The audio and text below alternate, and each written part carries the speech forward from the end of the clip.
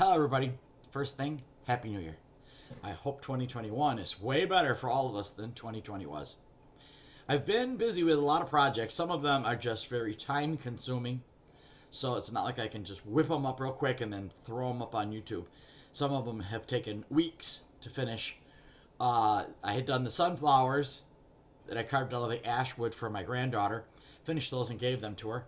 And then since then, I was kind of looking around for what I wanted to do next. But in the meantime, I had hurt my shoulder, and as a matter of fact, it's still recovering, and I couldn't lift my arm very well.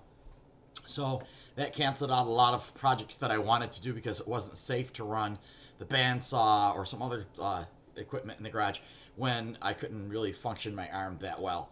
But I in the meantime, I had ordered some new molds for candles. And since I have all that beeswax, well, then I said, well, as long as I have this sort of downtime, I'll make a bunch of candles. So I'll show you that process. And then I thought, you know what? They're so decorative. Most people have told me they're not going to burn them anyway.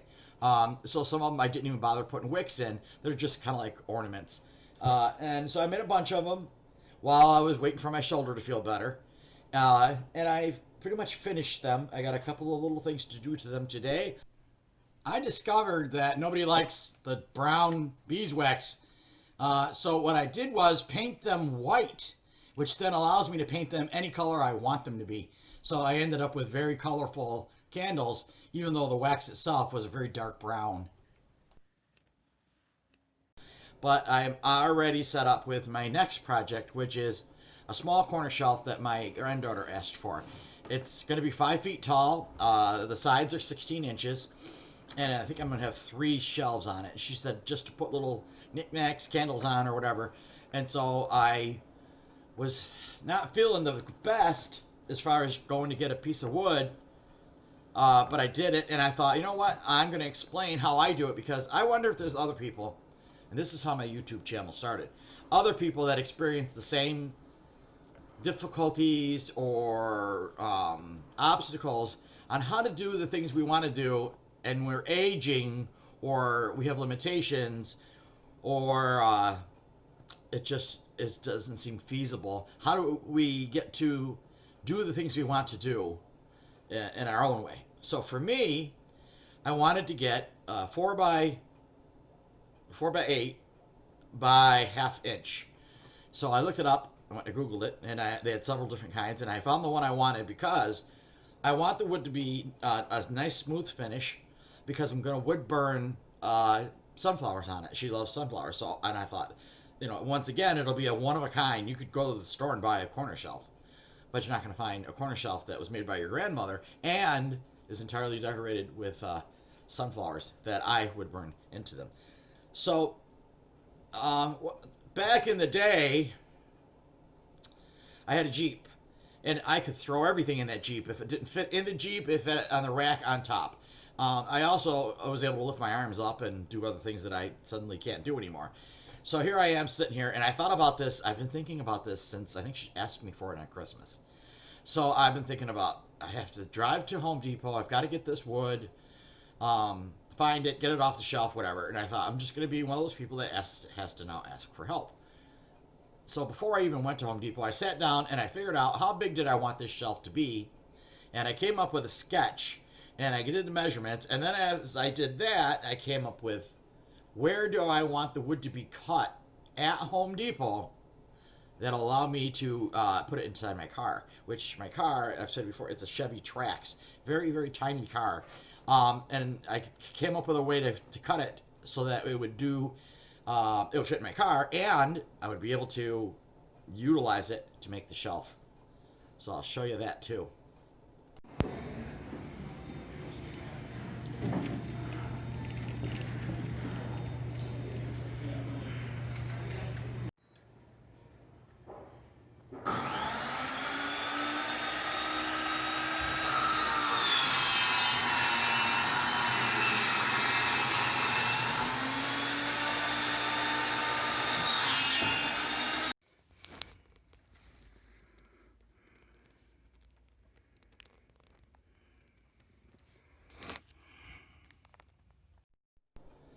So anyway, Then there was the little critter next door at my neighbor's house, and that came about because I've begun to realize when I don't see any squirrels, I don't see any birds, there's a probability that one of the hawks is in the area. If it's not the Cooper's hawk, then we have the Merlin hawk, and we also have a red-tailed hawk. Red-tailed hawk is huge, way bigger than those other two.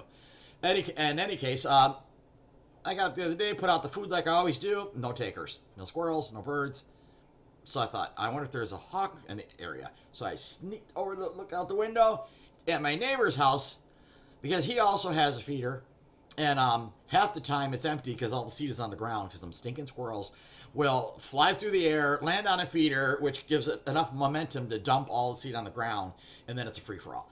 So I happened to look over there and say, because sometimes I won't see anything over here, but when I look over at his house, I'll see stuff over there. And I saw this brown animal, and right away my brain said, that's an unusual color brown. Now, for me, that's usually how I see things other people don't see. It catches my eye, like a bird that has a color I've not seen before. It catches my eye.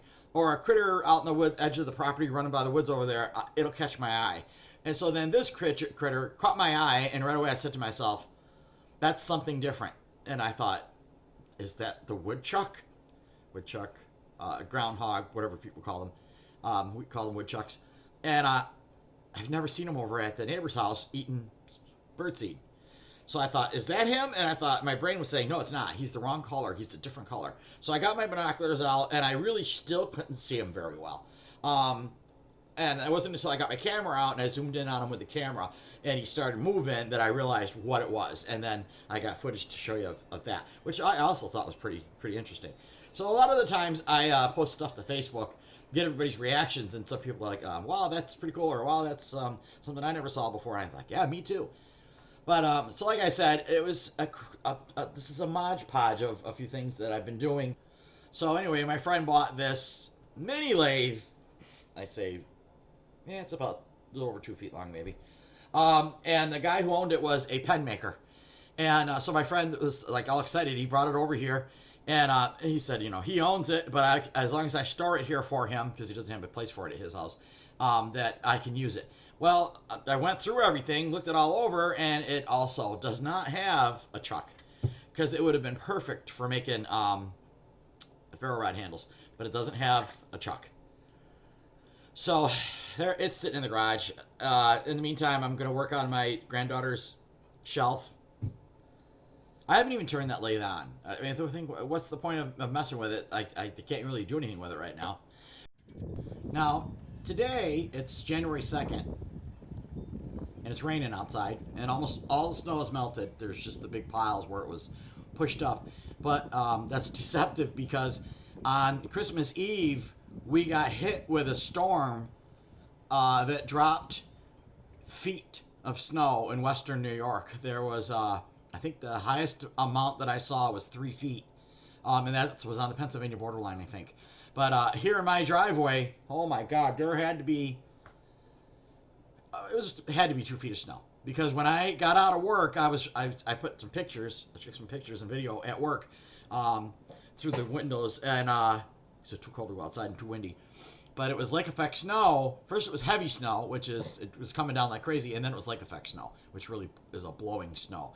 And that's when we got, they were saying 2 to 3 inches it was falling in an hour. When I got out of work, my driveway wasn't plowed. Like I said, 2 feet of snow, I just punched it, drove it into the driveway, and buried myself in the snow. That's how deep it was.